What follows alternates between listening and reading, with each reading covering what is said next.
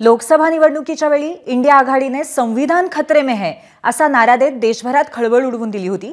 त्याचप्रमाणे आता विधानसभा निवडणुकीलाही आज राहुल गांधींच्या सभेच्या ठिकाणी चिखली शहरात संविधान की रक्षा में जान लगा देंगे, देश से वादा है अशा प्रकारचे बॅनर्स लावण्यात आले।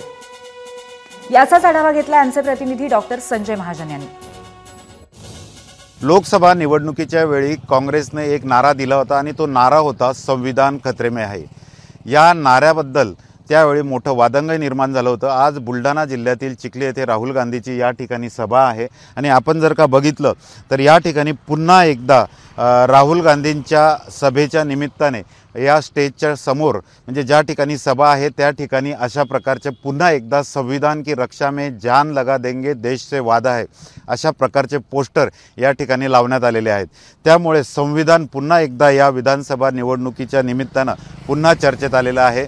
संविधान की रक्षा में जान लगा देंगे, देश से वादा है असं म्हणत या ठिकाणी बॅनरबाजी करण्यात आलेली आहे। यामुळे मात्र पुन्हा एकदा संविधान खतरे में आहे असं काँग्रेसने पुन्हा एकदा हा जो काही नारा आहे हा लोकसभा निवडणुकीच्या निमित्ताने पुन्हा एकदा दिलं असल्याचं समोर आलंय।